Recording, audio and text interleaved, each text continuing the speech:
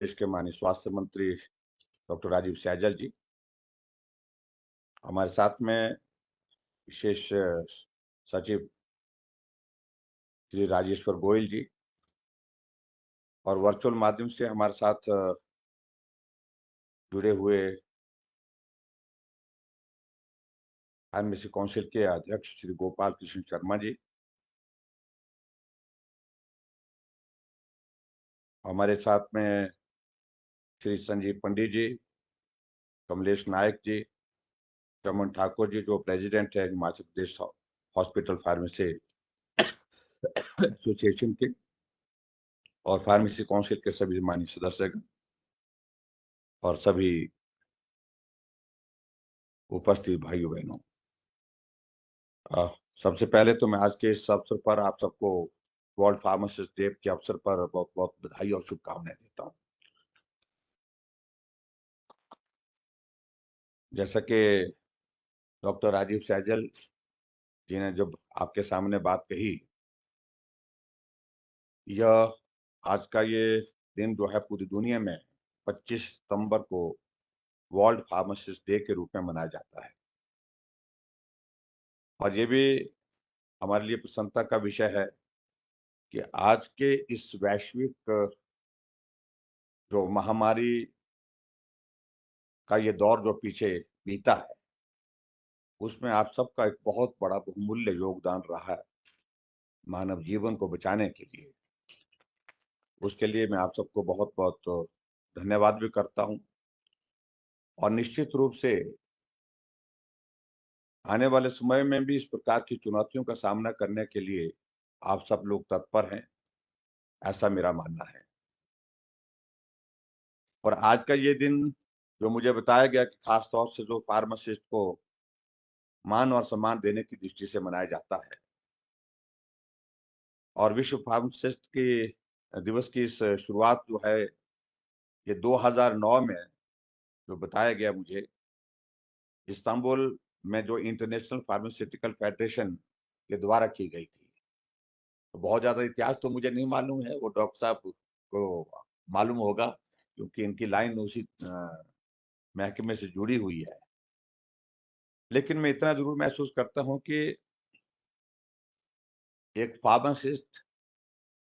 बहुत महत्वपूर्ण दायित्व का निर्वहन कर रहा है आज के इस दौर में। अगर हम देखते हैं कि किसी भी इंस्टीट्यूट में अगर डॉक्टर नहीं है तो डॉक्टर के बाद किसी पर अगर विश्वसनीयता वहां पर है तो वो फार्मासिस्ट पर है।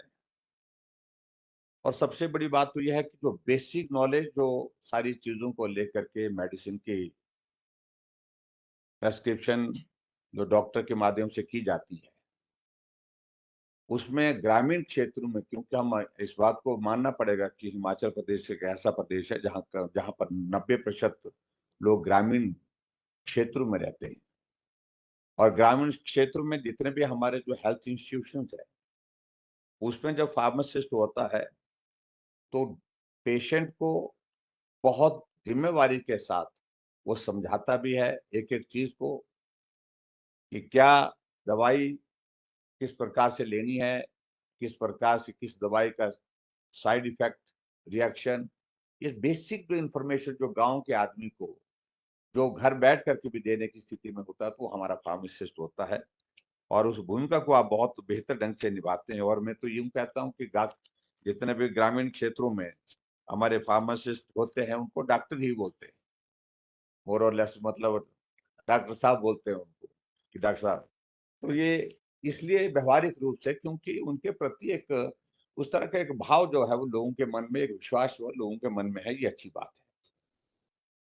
और मुझे इस बात की भी प्रसन्नता है कि पिछले कल जब प्रधानमंत्री जी का हिमाचल प्रदेश आने का दौरा था, लेकिन बारिश के कारण वो संभव नहीं हो पाया,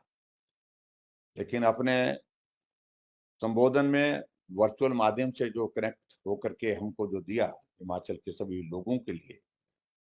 उसमें हमारा हिमाचल प्रदेश में फार्मेसी का जो पूरा एशिया का नंबर 1 हब बन चुका है फार्मेसी का, उसके लिए उनने हिमाचल प्रदेश को बधाई दी। और स्वाभाविक रूप से ये हमारे लिए प्रसन्नता का विषय है कि जब हमारे अटल बिहारी वाजपेयी जी हमारे देश के प्रधानमंत्री थे, उस वक्त हिमाचल प्रदेश को इंडस्ट्रियल पैकेज दिया गया था और उनको अच्छी तरह से मालूम था कि हिमाचल जैसे पहाड़ी राज्यों में इंडस्ट्रियल सेक्टर तभी ग्रो कर सकता है जब हम कुछ उनके लिए इंसेंटिव देंगे। और उसके एक बहुत बड़ा लाभ हुआ और लाभ आज की तारीख में हम उसको देख रहे हैं कि एशिया का नंबर वन फार्मा हब जो हमारा हिमाचल प्रदेश में बद्दी बरोटी वाला बना है, नालागढ़ बना है। और अभी जिस प्रकार से कोविड का संकट रहा पूरे देश के लिए, हमारे फार्मेसी के माध्यम से यहाँ से जो दवाइयाँ जो बन करके तैयार हुई थी उनका एक बहुत बड़ा योगदान रहा। लेकिन मैं ये भी कहता हूँ कि देश के बाहर भी बहुत बड़ी मात्रा में मेडिसिन अगर कहीं से बन करके गई तो हमारे यहीं से बद्दी बरोटीवाला से जो है बन करके गई थी। और अभी जिस प्रकार के जिक्र हमारे डॉक्टर राजीव सैजल जी कर रहे थे, अटल जी के बाद दूसरा हमको एक बहुत बड़ा एक तोहफा कह सकता हूँ मैं हिमाचल जैसे छोटे प्रदेश के लिए, वो हमारे लिए बहुत प्रसन्नता का विषय है। और वो विषय है कि हिमाचल प्रदेश को अभी हाल ही में जो इन प्रिंसिपल एक स्वीकृति मिली है बल्क ड्रग फार्मा पार्क। पूरे देश भर में मात्र 3 फार्मा पार्क जो है ये बल्क ड्रग के बनने थे। और जब ये एडवर्टाइज किया और इसकी आवश्यकता कैसे महसूस हुई जब ये हमारे पूरी दुनिया के सामने जो एक बहुत बड़ी चुनौती एक कोविड 19 के जो इस दौर में आई थी, तो मालूम पड़ा कि जो हम जो दवाइयाँ बनाते हैं और उसमें से लगभग 95% जो रॉ मटेरियल हम चाइना से इम्पोर्ट, हमारी डिपेंडेंसी बहुत ज्यादा चाइना पर थी रॉ मटेरियल। तो उस वक्त इस बात को महसूस किया गया कि भारत 135 करोड़ का ये देश, क्या हमें अपने अपने देश के अंदर ये सारी चीजें नहीं कर सकते। तो यही कॉन्सेप्ट आगे बढ़ा और आदरणीय प्रधानमंत्री नरेंद्र मोदी जी ने इस बात के लिए स्वीकृति दी कि हमें अपने पांव पर खड़ा होने के लिए जो भी करना है उसके लिए आगे बढ़ना है। तो तय हुआ कि पूरे देश भर में हम 3 बल्क ड्रग फार्मा पार्क बनाने चाहिए और इसके लिए बिड्स की गई और उसमें हिमाचल प्रदेश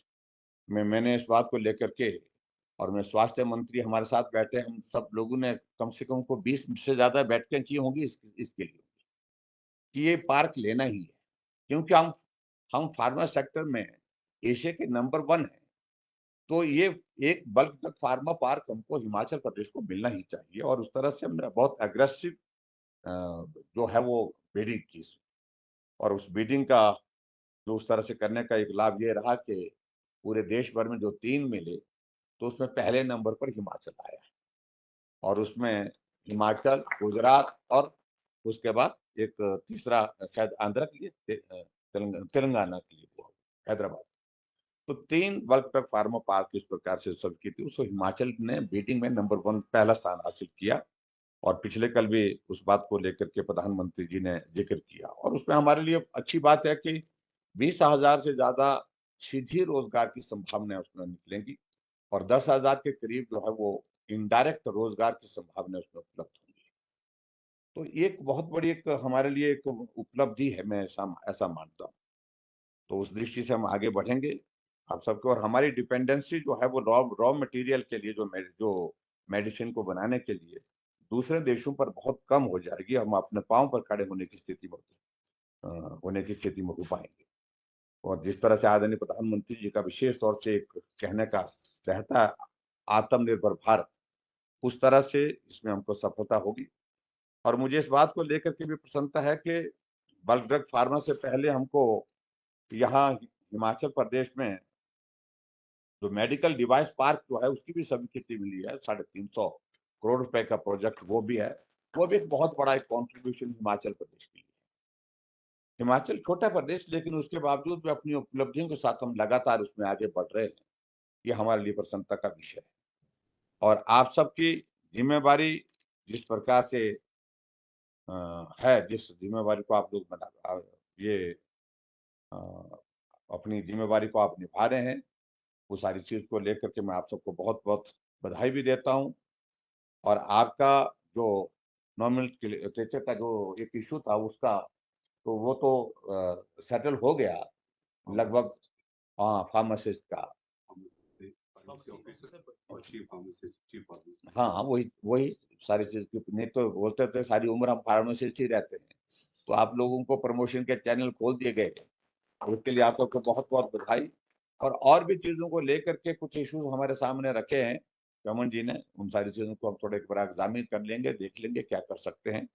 और आज के इस अवसर पर एक बार फिर से आप सबको बहुत बहुत बधाई, बहुत शुभकामनाएं। और आप सब लोग जिस प्रकार से एक जिम्मेवारी के साथ समाज के लिए एक वैल्यूएबल कंट्रीब्यूशन दे रहे हैं, उसके लिए आने वाले समय में भी इसको आप करते रहेंगे, ऐसा मेरा मानना है। बहुत बहुत धन्यवाद। नमस्कार। जय हिंद।